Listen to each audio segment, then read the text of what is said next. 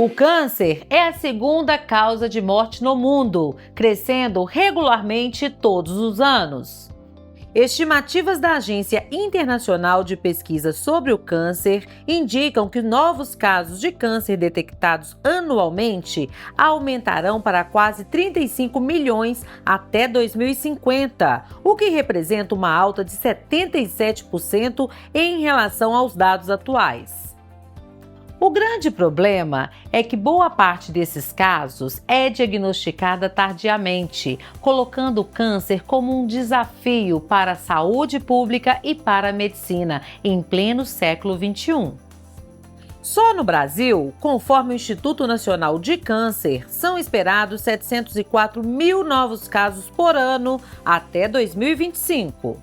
Apesar do cenário preocupante, há boas notícias. Os avanços nos tratamentos e métodos de diagnóstico têm aumentado significativamente as chances de cura dos pacientes nos últimos anos.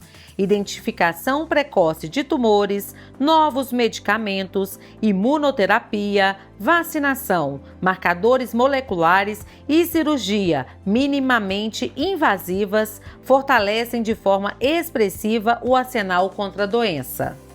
Sobre esses avanços e projeções para os próximos anos, vamos conversar agora com a médica oncologista do Grupo Oncoclínicas, doutora Aline Lauda. O Cuidado em Pauta começa agora. Olá, o Cuidado em Pauta está no ar e sobre os avanços e projeções com relação ao câncer, hoje eu tenho o prazer de receber aqui a médica oncologista doutora Aline Lauda. Ela que é médica oncologista do Grupo Oncoclínicas. Oi, doutora, tudo bem? Olá, Patrícia, muito obrigada pela oportunidade. É um prazer estar aqui com vocês e com seu público para discutirmos um pouquinho sobre câncer e as inovações e os números. Muito bem, o prazer é todo nosso. Doutora Aline, vamos começar falando sobre a importância do autocuidado, da prevenção. Quais as principais características, né? Nós estamos falando sobre o alarme aí dos números. 77% é a estimativa e até 2050 de novos diagnósticos. Com isso, doutora Aline, quais são os principais fatores que contribuem para esse aumento de casos? Na realidade, não é um fator só. A gente tem que entender por que o câncer está aumentando. Primeiro, porque a população está envelhecendo. O câncer acontece principalmente nos pacientes, nas pessoas mais idosas. Então, quanto mais a população vai envelhecendo, maior o número de câncer. Mas não é só isso. A grande questão é que muitas vezes a gente não está se cuidando, então obesidade aumenta o risco de câncer, o sedentarismo, que está muito ligado também à questão da obesidade, aumenta o risco de câncer, hábitos alimentares ruins, então é tudo conectado. Cigarro, bebida alcoólica, A falta de sono. na realidade não uma falta de sono, mas alguns fatores relacionados a isso, que a pessoa que está muito estressada, muitas pessoas me perguntam, o estresse causa câncer? A depressão causa câncer? A gente não tem nenhuma prova que depressão e estresse causa câncer, mas a gente tem prova que os fatores associados a isso causam câncer. Então, quem está estressado come mal, faz menos atividade física, não se cuida direito. Então, isso tudo, o aumento do número de câncer, voltando à pergunta original, está associado ao envelhecimento da população, está associado a má hábitos de vida. E também, claro, não poderia deixar de falar que também a melhoria do diagnóstico que a gente tem hoje em dia, muitas pessoas morriam sem saber que estavam morrendo de Nem câncer. sabiam, né? Exato, então não é um fator só, são vários fatores juntos. Vamos começar pelos fatores. Esse diagnóstico precoce, doutora, é muito importante. Os meses, né? Todos os meses do ano, nós temos campanhas de prevenção. Essas campanhas, elas ajudam muito nesse diagnóstico, nessa prevenção? Acho que os nossos avós já diziam assim, você só cumprimenta quem você conhece. Qual que é o papel da campanha de prevenção? O papel da campanha de prevenção é a informação chegar para as pessoas. Porque se eu falar com você assim, o câncer de boca é isso, isso e isso, as pessoas isso não fica ali no subconsciente. Então você tem que bater. A gente tirou um Conscientizar. mês no ano para bater. Julho Verde é o mês da conscientização do câncer de cabeça e pescoço. Quais são os sintomas? Então, assim, o papel da campanha de conscientização é apresentar às pessoas o que é aquele tipo de câncer ou subtipo, quais são os sintomas, os possíveis tratamentos. Então, esse é o papel da campanha de prevenção. A senhora disse aí também com relação à obesidade, que está muito relacionado à má alimentação, ao sedentarismo. As pessoas estão se conscientizando mais, estão fazendo aí o seu dever de casa, ou a senhora acha que o aumento do câncer está mais ligado a esse envelhecimento? A população está vivendo mais. A senhora disse Acho isso, que né? é multifatorial, acho que não é só um fator. Sim, a gente vê que tem uma geração aí que faz mais atividade física, mas é a mesma geração que adora um chip de beleza, um hormônio. Então a gente tem que tomar muito cuidado, porque são.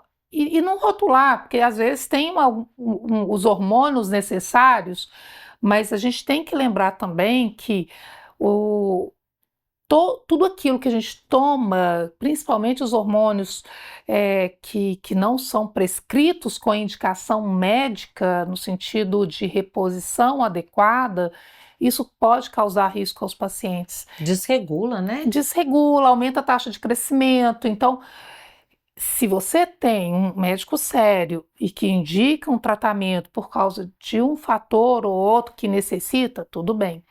O que nós estamos vendo hoje é que vários tratamentos sem indicações adequadas. Então, o envelhecimento ou o mau hábito, a má alimentação, qual que pesa mais? Acho que não tem um que pesa mais. Eu acho que é um conjunto aí de fatores que a gente tem que saber discernir. O que eu acho que a gente tem que saber e reforçar muito o envelhecimento não está na nossa mão, nós todos não vamos envelhecer, graças a Deus. Exatamente, ainda bem. Ainda bem. Então, o que está na nossa mão é cuidar dessa máquina, né? Compara o corpo com o carro. O carro Com envelhece, 5 anos de uso já dá o nosso problema. também. Então, a gente tem que cuidar, a gente tem que alimentar direito, né? Então, a gente tem que... tem os alimentos que nos protegem, verdura, frutas, castanhas, azeite de oliva. Então, esses alimentos nos protegem. E os alimentos que nos prejudicam, principalmente os alimentos com conservantes. Açúcares, né? O açúcar, a gente tem que tomar cuidado, assim, no sentido que o açúcar, ele não é. A gente não pode condená-lo no sentido, ele causa câncer, mas a gente também não pode. O açúcar, de vez em quando. Moderado, mas não pode aquela pessoa que vive de doce. Os carboidratos, principalmente os carboidratos integrais, eles são muito melhor do que o carboidrato branco. Então, é a famosa dieta equilibrada, uma dieta saudável. Não precisa de modismo, não precisa de cetogênica ou low carb, nada disso. O que a gente precisa é de dieta equilibrada e atividade física. Atividade física, Patrícia, é um ponto importantíssimo. Atividade física, pessoal, quem nunca teve câncer, diminui o risco de câncer. Quem já teve câncer, diminui o risco da doença voltar. Está estudado, isso não é invenção. Então, quem já nunca teve câncer, faz atividade física, 150 minutos. Se protege. 150 minutos por semana é o que a Organização Mundial de Saúde recomenda.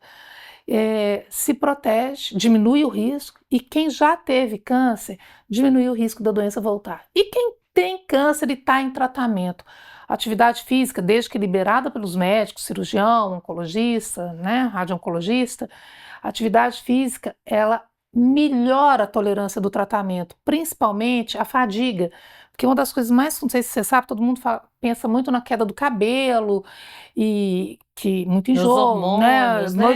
As pessoas pensam muito na quimioterapia causando queda de cabelo, causando aftas, vômitos.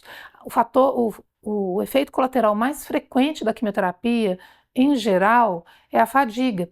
E o único tratamento para a fadiga é a atividade física. Então, atividade física como um remédio aí, né? Como remédio. Então, se tem uma coisa que eu tenho que valorizar aqui hoje, tem duas. O do mal é o cigarro. O vilão da história é o cigarro. E que nos ajuda demais é a atividade física. Eu acho que essas duas mensagens aí a gente tem que passar.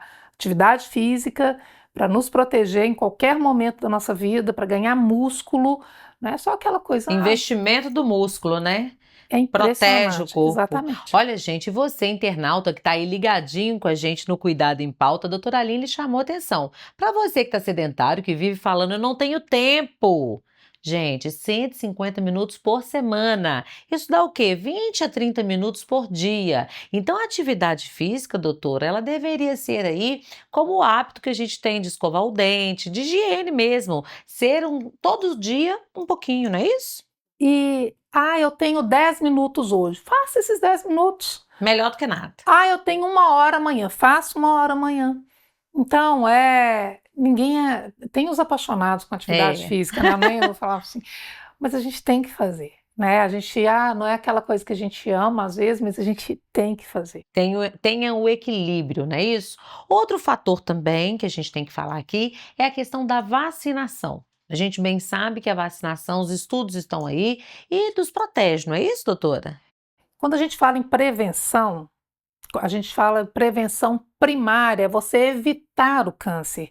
Então é isso que a gente acabou de falar: alimentação, não fumar, usar protetor solar, isso é prevenção primária. A vacinação entra também na prevenção primária, que ela vai te proteger de ter o câncer, de ter a infecção que causa câncer. A vacinação contra o quê? Aqui a gente tem que chamar atenção principalmente para o HPV. Porque ainda no Brasil, o câncer de colo de útero é ainda, na mulher, né? Câncer de colo de útero é ainda muito frequente. Mas não é só o câncer de colo de útero que o vírus, o HPV, causa. O HPV também causa câncer de pênis, câncer de ânus e câncer de garganta. A gente está tendo epidemia de câncer de garganta relacionada ao HPV. Isso começou há mais ou menos uns 10 anos atrás, em alguns países como Suécia, Dinamarca, Estados Unidos, teve um boom do câncer de garganta relacionado ao HPV. Isso no Brasil, a gente achava que 20% dos tumores de garganta eram relacionados ao HPV. Hoje a gente já sabe que são 40% são relacionados ao HPV e a projeção é que isso aumente mais.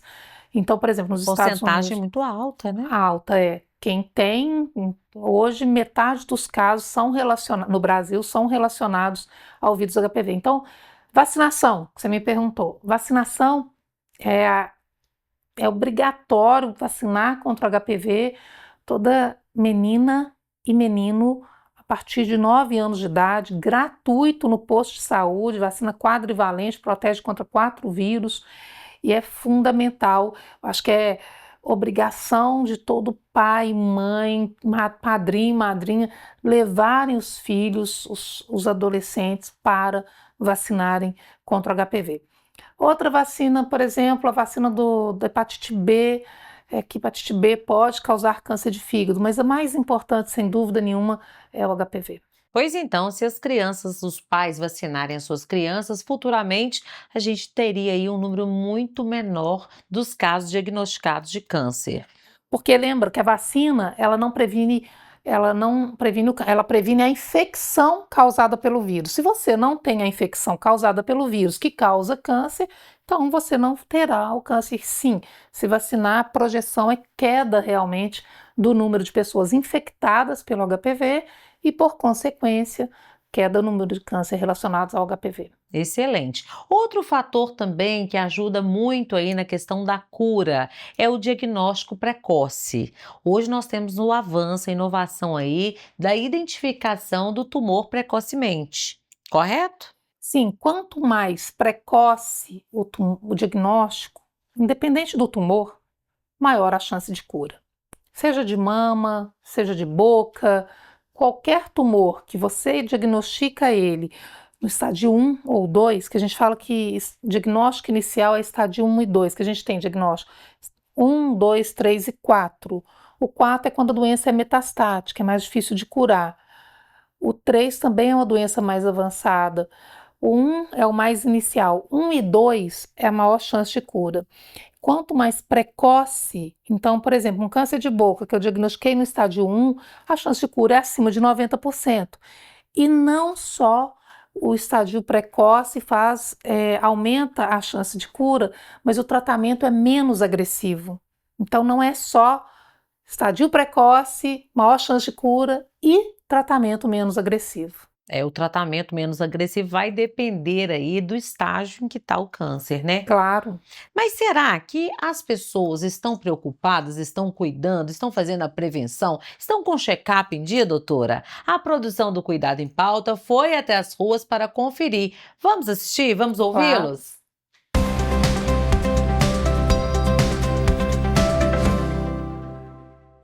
Eu sou mais naturalista, mas não sou contra remédios. Eu tomo remédio para descobrir aos 78 anos que eu tinha pressão alta. Podia ter morrido sem buscar um médico e que comprovasse que eu estava com pressão alta. Eu me preocupo com a prevenção do câncer porque eu tenho visto muitos amigos que tiveram câncer de pele, não se preocuparam, houveram metástases e a coisa piorou muito.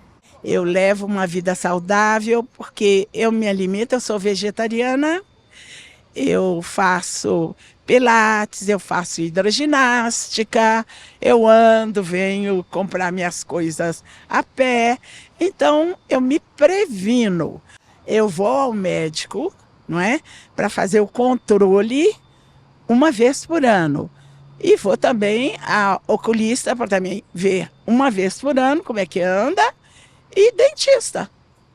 Eu até um ano atrás, antes de eu ter problema de próstata, eu cuidava direto. De 3 em 3 meses eu ia num clínico geral e fazia exame.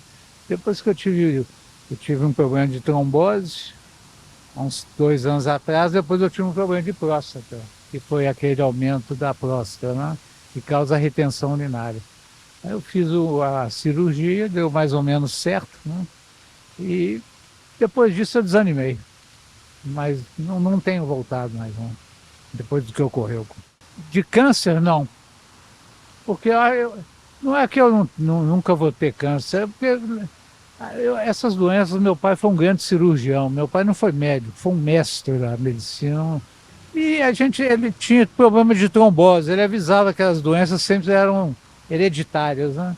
Então câncer, muito pouco teve caso lá em casa.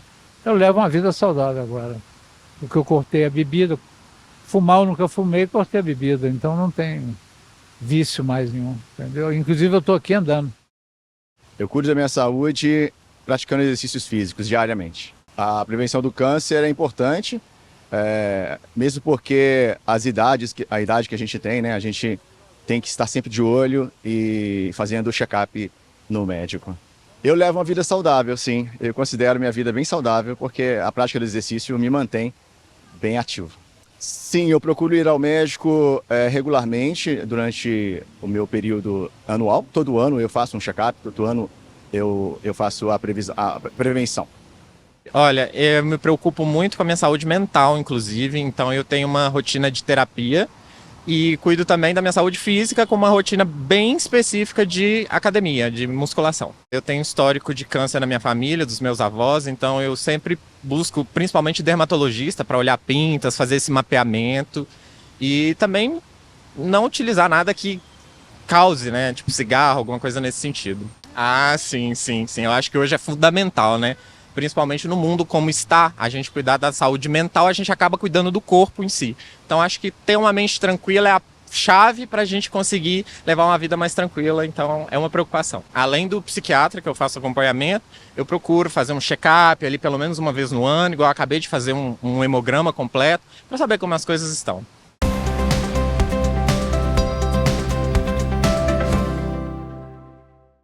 Então, doutora Aline, podemos ver aqui, assistir, que as pessoas estão conscientes, e os homens também, porque as mulheres vão mais ao médico, né?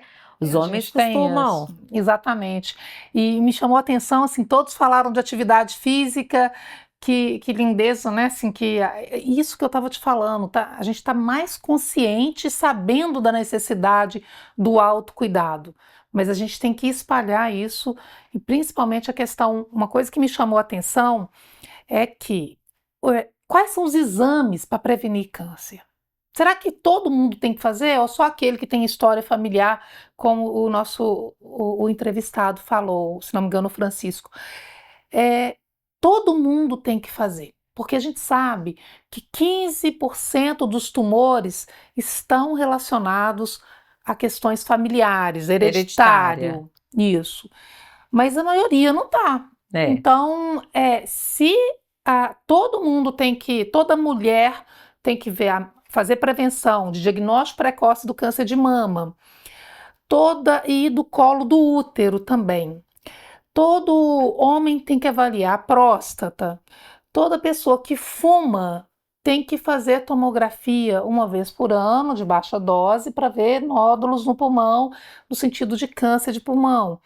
Então, e também, não posso esquecer, colonoscopia para prevenção de câncer de intestino. O que é muito importante a colonoscopia, e poucas pessoas procuram esse exame, né, doutor? Exato, e colonoscopia, todo mundo, se você não tem uma história familiar de câncer de intestino, todo mundo acima de 45 anos, todo mundo, independente, tem que fazer uma colonoscopia. Se tiver tudo bem, é uma vez a cada 10 anos a colonoscopia. Tá ótimo, né? E quem que vocês procuram? Procuro o coloproctologista. Existe o cirurgião que é especialista em câncer de intestino ou então o próprio endoscopista que faz essa colonoscopia. Então tem que realmente procurar o especialista para fazer, todo mundo acima de 45 anos. Então é mamografia, colonoscopia, exame de próstata e para quem fuma, avaliar com o dentista lesões na boca ou com o cirurgião de cabeça e pescoço e o pulmão também com a E o do tomografia colo de do tórax. útero também. E do colo do útero, É ginecologista. importantíssimo.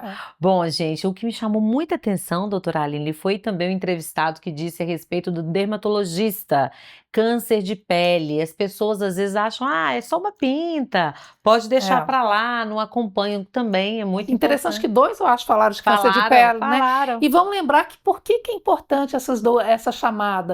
Qual que é o câncer mais comum no Brasil? Câncer de pele. Então, o maior número de tumores que a gente tem no Brasil é o câncer de pele. Então, só que a gente tem 3 tipos principais de câncer de pele, que é o carcinoma basocelular e o carcinoma espinocelular. Esses 2 tipos geralmente são tipos mais tranquilos, que você vai lá, opera, retirou tudo, margens livres, está curado. Já o terceiro tipo, que é o melanoma, que é aquela pinta escura ou aquela pinta preta que muda de cor.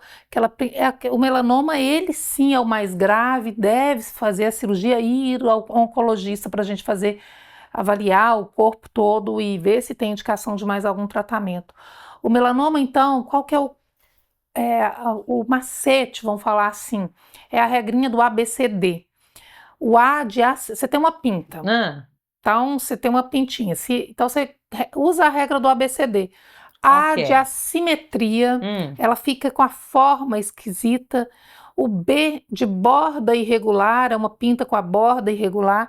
O C de cor, muda a cor. Às vezes é preta, fica marrom. Às vezes é marrom, fica mais claro ou preta. O D de diâmetro, ela cresce, aquelas pintas de meio centímetro que vai para 1 centímetro.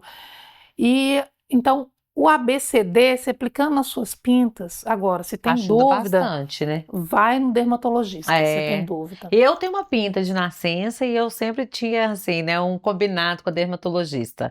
A gente frequenta, vê direitinho, não há necessidade de tirar, mas você tira foto no dia do seu aniversário para você comparar se realmente não está crescendo, não está expandindo. É o ABCD que a senhora falou, se não está mudando de cor, né?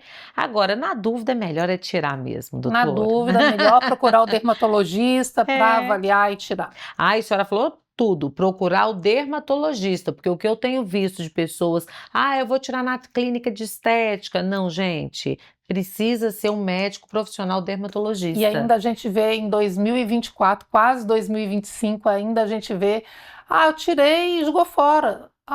Meu coração até dói. Entendeu? Assim, meu Deus, o que era aquilo ali que jogou fora? Se você for tirar alguma coisa do seu corpo, não jogue fora, entendeu? Tem que avaliar. pode ser uma coisa boba, um apêndice, qualquer coisa, tem que fazer biópsia. É necessário, né, Sim. doutora? Doutora, vamos falar aí sobre mais um fator, a imunoterapia. Nós precisamos falar sobre os avanços, né, da medicina com relação ao diagnóstico e tratamento do câncer. Ô, doutora, o que tem sido discutido no último congresso? O que foi falado sobre imunoterapia? Então, quando a gente fala de tratamento de câncer, Patrícia, a gente tem 4 pilares. Antigamente era 3. Então, quais são os 3 pilares? Cirurgia, radioterapia e quimioterapia. Então, cirurgia vai lá e tira o tumor. Radioterapia, você vai lá e faz a radioterapia no local, muitas vezes para diminuir a chance do tumor voltar naquele lugar, muitas vezes só a radioterapia cura sem cirurgia. E a quimioterapia é o tratamento sistêmico. E qual que é o 4º pilar que eu falei? O 4º pilar é a imunoterapia. Então, e o que é a imunoterapia? Quando a gente fala de avanços, cada um desses pilares teve avanços nos últimos anos. A cirurgia aberta foi para vídeo. Minimamente invasiva. Pois é, foi de aberta, aquela que a gente cortava, por exemplo, a barriga, depois foi para, da cirurgia aberta foi para vídeo, da vídeo foi para robótica. Então, a cirurgia minimamente invasiva é isso. Então, que a gente usa ferramentas para tratar aquele tumor. A radioterapia, cada dia aparelhos mais e mais modernos, né, Inovadores, que vai focar mais o tumor. Muitas vezes não aumenta a chance de cura, mas diminui os efeitos colaterais, né? Então, a radioterapia com muita coisa moderna também. E o tratamento sistêmico, que normalmente as pessoas conhecem como quimioterapia, a gente tem as drogas-alvo, que é um remédio que seja venoso, seja oral, que você toma, e esse remédio vai pela corrente sanguínea, vai lá no tumor e age em algum marcador, no alvo do tumor. Então é por isso que a gente chama de droga-alvo. Pode ser venosa ou pode ser oral, comprimido. E a imunoterapia. E a imunoterapia é o mais inovador, por quê? Porque a imunoterapia, diferente da químio e da droga-alvo, ela não age no tumor. Ela age no seu sistema imunológico e o seu sistema imunológico vai lá e combate o tumor. Então, isso Coisa tudo maravilhosa, né?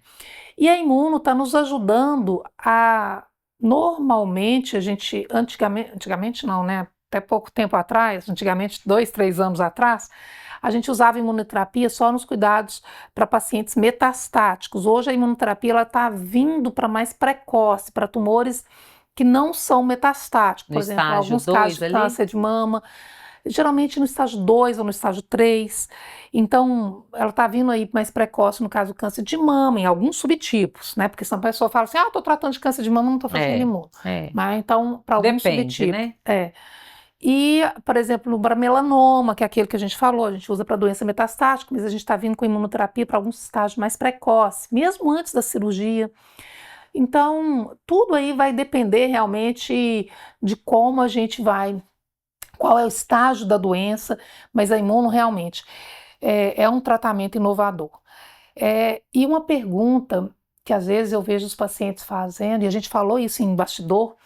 A respeito de tratar fora. A pessoa está fazendo o tratamento e fala assim, será que lá em São Paulo nós não vamos ter um tratamento melhor? Será que para os Estados Unidos, eu me lembro, doutora, que principalmente com relação à leucemia, antigamente todo mundo queria ir fora, né, e tal, para poder curar. Hoje, a gente sabe que o espaço geográfico não precisa disso mais, com tanta inovação, não é isso? Exatamente, em qualquer um desses pilares. Hoje a gente já tem robótica em BH, hoje a gente já tem imunoterapia, a gente já tem as melhores máquinas de radioterapia, a gente tem em BH também, então a pessoa não precisa de sair de BH para ir para São Paulo, para fazer um tratamento de ponta. Então isso tudo tem em BH e com ótimos colegas, ótimos médicos, seja cirurgiões, radio-oncologistas, oncologistas, a pessoa é bem protegida aqui, né? E claro, pegando que seja uma pessoa cuidadosa, independente do médico que seja, né? E outro fator que me chama muita atenção também, que o Grupo Oncoclínicas trabalha bem, é a questão do atendimento personalizado. Uma junta de médicos para poder estudar e tratar aquele seu diagnóstico, não é isso? A gente acredita, e quando eu comecei na Oncoclínicas, a gente acredita muito nessa questão do especialista, porque o oncologista, pessoal, ele trata todos os tipos de tumores, mas cada dia mais, e não tem jeito, é milhões de estudos, né? Milhares por ano que a gente tem na oncologia de uma forma geral. Então, a gente acredita lá dentro da linha de cuidado. Então, por exemplo, eu sou especialista em câncer de cabeça e pescoço e eu tenho toda uma equipe, o cirurgião, o radio-oncologista, e não é só os médicos, é muito importante frisar isso. Tem que ter muito amarrado o dentista, Fisioterapeuta. o nutricionista, o dentista, o fisioterapeuta, o psicólogo, então o fonoaudiólogo, toda essa equipe multidisciplinar cuidando do paciente. O personalizado, o individualizado, o tratamento ele é humanizado, ele é técnico, mas ele consegue abraçar o paciente dentro de uma equipe multidisciplinar integrada, e isso a gente pode fornecer. Importantíssimo o que a senhora está falando, o atendimento humanizado, personalizado, isso a gente sabe que o Grupo Oncoclínicas faz bem. Doutora, estamos chegando ao final, mas antes eu quero que a senhora responda uma pergunta importantíssima. O que nós podemos esperar aí para os próximos anos? Com esses avanços, o que a gente pode esperar? Cada dia mais a gente está trabalhando com a biologia molecular dos tumores, que antes a gente olhava assim na lâmina, fazia biópsia, olhava na lâmina e via que tipo de tumor era aquele. Hoje não, hoje a gente já trabalha, a gente olha a lâmina, claro, é fundamental, mas a gente tem que olhar dentro, a gente tem que olhar que gene que está alterado, o que mais aquele tumor tem, então a gente está indo muito na direção de biologia molecular. Em termos de tratamentos, a gente tem não apenas drogas-alvo, que essa biologia molecular a gente está criando mais drogas no sentido de trabalhar com a biologia molecular, mas a imunoterapia está vindo com vacinas terapêuticas, está vindo com novas formas de tratamento junto à imunoterapia. Então, o grande questão não adianta só a gente avançar em tecnologias, a gente tem que dar acesso também, que nós estamos falando muito aqui, uma questão que muitas coisas dessas aqui a gente tem na saúde, suplementar nos planos de saúde, mas a gente tem que brigar, a gente tem que lutar na saúde pública também para tudo isso, seja robótica, uma radioterapia de qualidade, esses avanços na imunoterapia, dar o acesso, chegar na saúde pública também. Porque hoje com a implementação, né, no SUS, no Sistema Único de Saúde, mas a gente sabe que não é fácil, né, doutora? As pessoas enfrentam, assim, a ter a chance, a oportunidade de seguir esse tratamento. Talvez eu acho que a maior dificuldade que a gente atende aqui na Itatiaia é a pessoa ter o diagnóstico precoce, porque uma consulta às vezes demora 4, 5 meses, né? Exato. E então, quando a pessoa me pergunta, igual você acabou de me perguntar, qual que é o avanço? Eu acho que a gente tem vários avanços em termos de tecnologias, mas a gente tem que avançar em termos de país e dar acesso, e seja na atenção primária, lá no posto de saúde, a gente tem que aumentar o acesso das pessoas à saúde e à educação, porque não basta só dar saúde, a pessoa tem que ter educação para se autoconhecer e lembrar que às vezes tem pessoas que ficam com a lesão na língua 6 meses, 1 ano, porque não sabe que aquilo ali é um tumor. Então você tem que dar saúde e educação.